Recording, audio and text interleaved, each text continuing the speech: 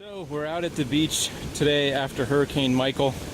This is the first time I could really see this concrete debris, which has been uncovered by all the storm surge, just taken all the sand away and left all this concrete out here. So you can see there's county workers out here. They've got a little cat out there, maybe doing some cleanup. Some people out here with a metal detector. Same guy was out here yesterday. It's funny because there's actually tile left. I find that's really interesting. It's like an archaeological thing where this used to be, I guess, the floor of some building formerly, and you can still see the tile there. But for all intents and purposes, all this concrete has been here, just covered for years. There's actually also some kind of sewer line that's been uncovered.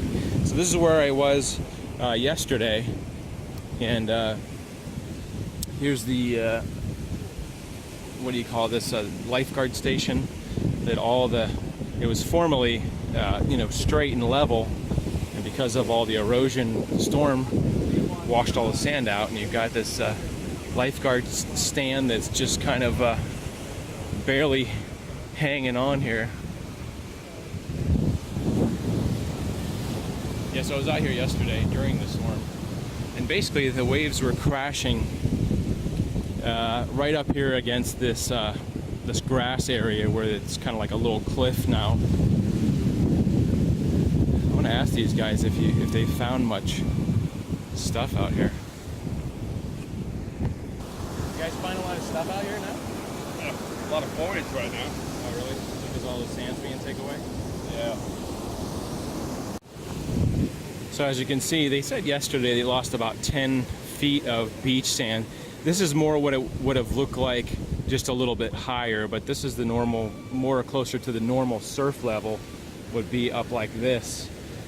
Further down the beach, excuse me, it's a longer shoreline, but for some reason right in this public area has been eroded, and they've been planning to put the sand back.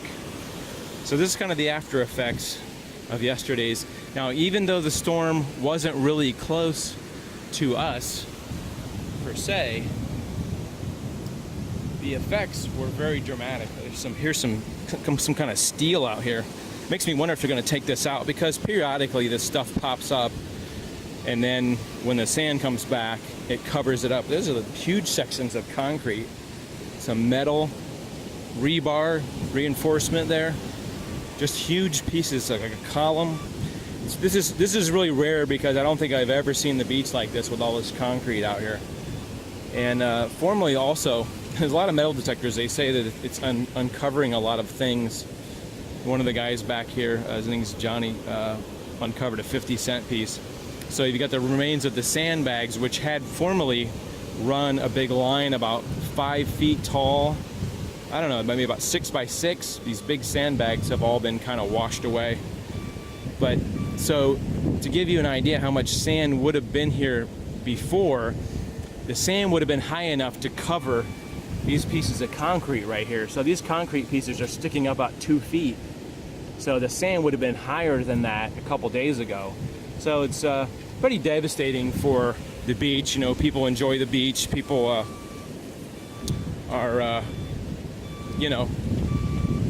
basically have to move further down the beach to enjoy the beach, because this is probably going to be all walled off while they try to do the cleanup. You see this cat over here doing some cleanup, and like I said, these green bags were formerly the big sandbags. Now they're digging them up, doing some cleanup with this what do you call it, bobcat, earth mover, trying to get all that debris gone. When I was here yesterday, there was actually a few that were sort of still left, but there was like maybe 100 of these sandbags that had blocked all this shoreline to keep this from eroding. So this gives you an idea of how the height is about 4 feet right here, and it was a slope that had went down, and we lost several feet in height as well as distance. And now there's tons of debris, but in the whole spectrum of things, it we skirted this with a minimum of loss. It's really just a bunch of sand, a bunch of time to clean up the debris, and we've been very lucky, fortunate that it didn't come closer to Florida. We've had storms in the past that have actually come up the west coast of Florida and then decided suddenly to take a right turn, come easterly, and just devastate cities that were not ready. This has happened many times. I remember back in the late 2000s, I would say like 2007, 2008, we had like 3 storms in the same season that actually crisscrossed Florida in a random section. Like the forecasts were for the storm to go up north near the Tampa, Lakeland area, and then cross the state. And then they did the opposite. They suddenly cut where the people were not prepared and devastated a lot of people that were not ready for that. And some of those were category 2 and 3, and luckily there was a minimum loss of lice, but also a loss of lice. No, it wasn't a loss of lice, it was a loss of life. There was, as far as I know, I don't know of anybody that died, but I don't have the statistics on that. But also just feeling fortunate that we've had many years where we've had minimal damage in this area, Sarasota County area. We actually had 2 years ago, we've actually had some tornadoes that actually killed one guy. Fortunately, it was just one person. We had some tornadoes yesterday, I believe, too. So all in all, feeling thankful that this wasn't worse than it could have been, and just trying to keep a positive attitude. Over the next few days, they'll have this sort of cleaned up, and things will be back to normal by next week. Like I said, this section of the beach has a lot more shoreline, and people are probably going to be coming out here today to enjoy the beach. I tell you what, Sarasota beachgoers and tourists are never deterred by weather or adversity. There's just no stopping our tourists. People love these beaches. When they're not all kind of stirred up, they are very nice beaches. They have white sand, mostly smooth sand, not a lot of shells. We've even got lifeguards out here helping dig up some stuff out here. So probably tomorrow this beach will look like it did a couple days ago before the storm. So it's very interesting to see. We in Sarasota County, we value our tourism. It's very important, and we've had a lot of problems with red tide, as you maybe heard on the news. And so in one way, if you look at it this way, it's possible they hope that this red tide thing, which is really damaging a lot of people's livelihoods, businesses, economically speaking, restaurants can't afford to pay people to work there. Look at these clouds, a lot of clouds out here still. Even though this storm today is probably in Georgia or working its way up north past Georgia. Like I said, we hope that the storm in a good way can have a positive effect on the red tide also. And, kind of, people are saying that it would maybe bring in nutrients to help disperse that red tide algae and all that things, with all the water churning up.